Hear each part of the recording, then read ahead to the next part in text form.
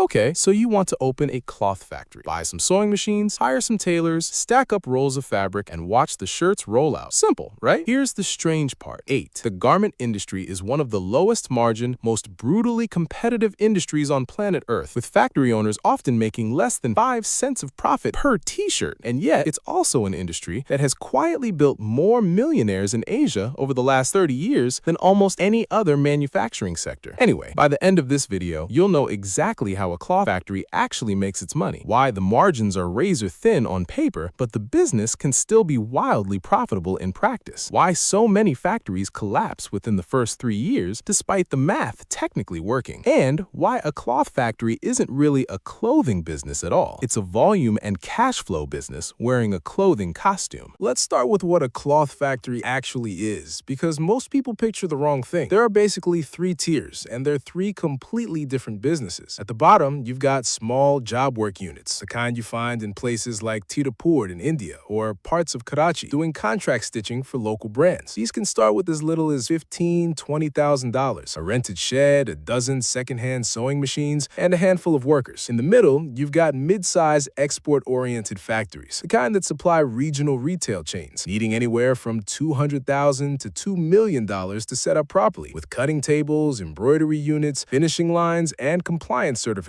And at the top, you've got the giants, the Bangladesh and Vietnam mega factories with 5,000 workers under one roof, supplying H&M, Zara, and Walmart directly, representing tens of millions of dollars in capital investment. Same industry, completely different games. Here's the thing about clothing, though. Nobody actually pays for fabric and thread. They're paying for a finished, wearable, on-trend product delivered on time. And that distinction is where the entire business model lives or dies. So how does the money actually flow in? A factory basically has 2 customer types, and they behave completely differently. The first is retail brands and buying houses, big names that place bulk orders months in advance, sometimes 50,000 units of one style in one order. The second is smaller local boutiques and wholesalers who order in the hundreds, not the thousands, but pay faster and complain less about quality tolerances. Most factories try to run a mix of both, because the big orders give you volume and prestige, but the small orders give you actual liquidity while you wait for the big buyer to pay net 60 or net 90. Now, let's talk about the number that actually decides whether you survive, and that's cost per piece. Say you're making a basic cotton t-shirt for export. Fabric typically eats up 55 to 60% of your total cost. That's raw cotton, spinning, weaving, or knitting and dyeing all baked in. Labor, meaning the cutting, sewing, and finishing operators, usually runs another 20 to 25%. Then you've got trims, buttons, zippers, labels, packaging, roughly 5 to 8%. Add in factory overhead, electricity, rent, machine depreciation, compliance audits, and that's another 10 to 15%. By the time you add it all up, on a shirt that cost you around $3.50 to make, you might sell it to the brand for $3.75. That's it, 25 cents. A margin so thin that Cotton Incorporated and various industry cost studies have repeatedly shown apparel manufacturing margins sitting in the low single digits, often between 2 and 8% net, depending on the country and the buyer relationship. Think about that for a second. You're running machines 24 hours a day, employing hundreds of people, managing brutal deadlines, and your actual take-home on each unit is smaller than a vending machine snack. This is why the entire industry runs on one philosophy. You don't get rich per piece, you get rich per 1,000 pieces. It's the exact same psychology as a casino running thin edges on every hand,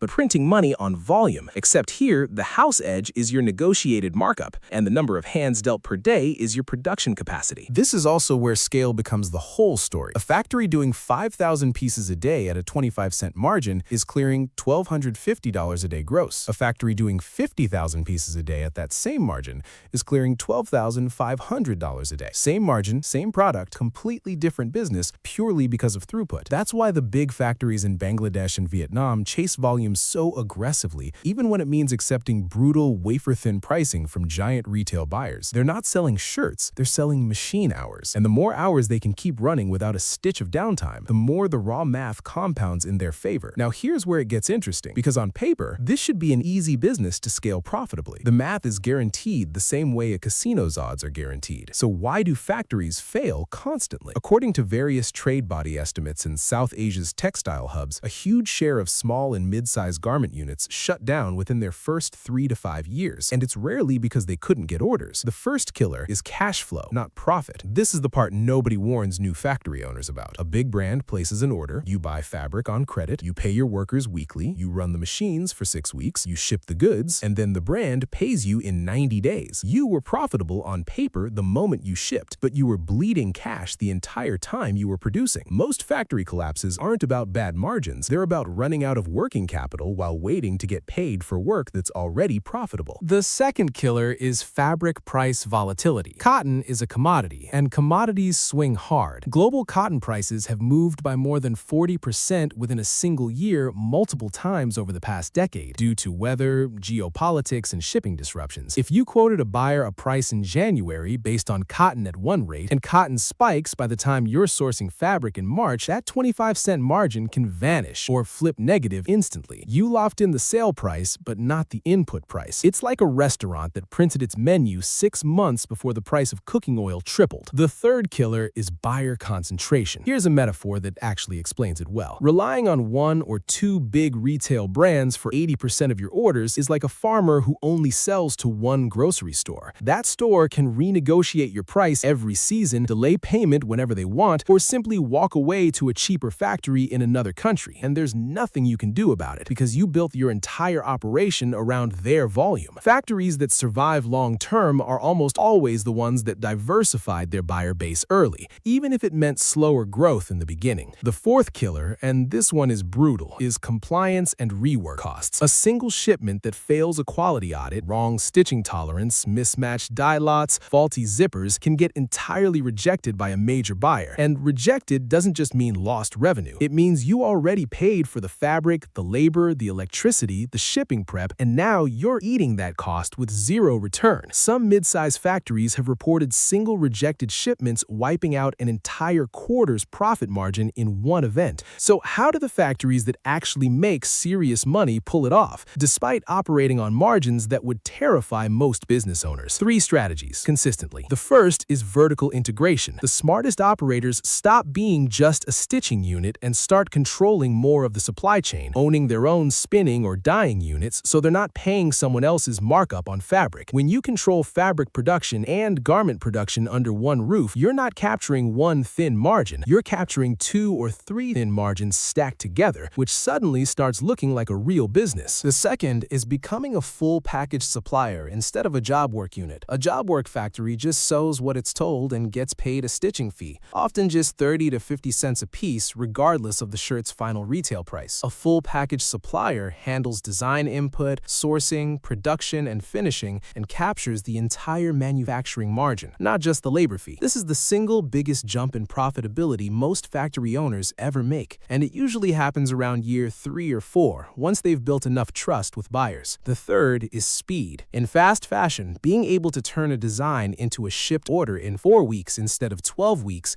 lets you charge a premium because brands like Zara and Shein built entire empires on speed to market, sometimes going from design sketch to store shelf in under 3 weeks. A factory that can match that turnaround gets first pick of the highest margin, most urgent orders, while slower factories fight over the leftover low-margin bulk basics. Let's talk about what actual profitability looks like once a factory gets this right. A well-run, mid-size export factory doing full package supply, moving around 20,000 pieces a day at an average margin of 40 to 50 cents a piece once you strip out the job work discount, is clearing somewhere between $8,000 and $10,000 a day in gross profit. That's before overhead like management salaries, loan interest, and reinvestment into machinery. But even after all of that, established factories in this tier commonly report net margins in the range of 8 to 12%, which sounds small until you remember it's 8 to 12% of a multi-million-dollar annual revenue base. That's the moment a thin margin business quietly turns into a very wealthy business owner. But here's the honest twist most success stories skip. The factory owners who actually get to that stage aren't the ones who found some secret hack. They're the ones who survived the brutal, cash-starved, low-margin early years without going under, reinvested every spare dollar back into better machines and better relationships instead of pulling profit out early, and slowly climbed from job work to full package to owning parts of their own supply chain. It's less like winning a bet and more like compound interest with sewing machines. So the next time you buy a plain cotton t-shirt for $15, understand what actually really happened behind it. A factory somewhere made maybe 25 to 50 cents of profit stitching that shirt together,